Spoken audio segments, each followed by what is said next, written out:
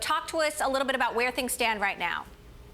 Well, as you just described, China is an incredibly difficult market to penetrate. Go to Hong Kong, go to Beijing. It's pretty much a graveyard of failed Silicon Valley companies. Airbnb knows this, it recognizes this, and it sees Xiaozhu as a way to get into that market because this is a company that's been there since 2012. It has a large following. It's worked through a lot of the regulation issues that face a growing company in China, and it's a great foundation for Airbnb to build from.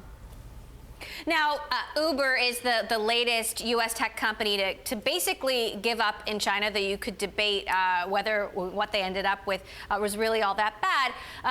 Airbnb had said a year and a half ago they were going to hire a China-based CEO.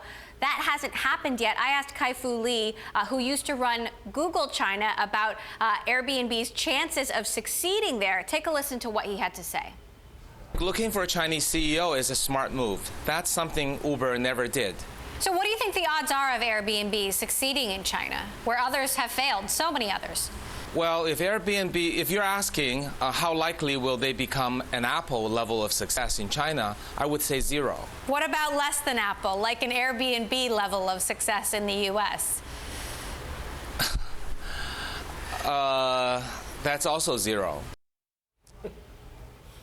0, and yet Airbnb is still trying, though they have not hired that China CEO, Olivia.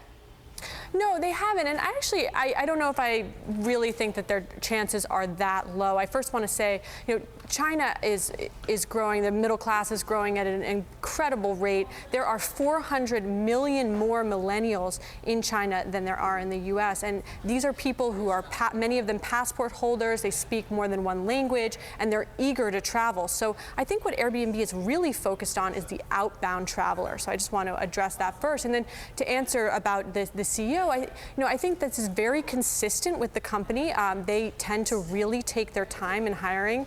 Brian Chesky, the CEO, many people have called him a perfectionist, and he does have a reputation for really taking a long time to hire people. I met with one of their investors yesterday, and he explained to me that Chesky is being advised to actually wait, and he feels that it's better to hire the right person rather than put somebody in that role that maybe could also bring in other people that aren't right for the job. So I don't know if it necessarily means that something's wrong there. I think it's more consistent with Chesky's approach to hiring and his philosophy around management.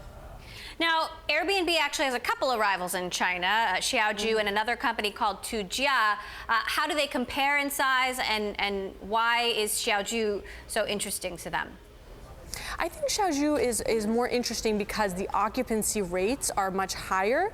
Tujia has a huge number of listings. It claims to have 800,000 listings, but very, very low occupancy rates we are finding.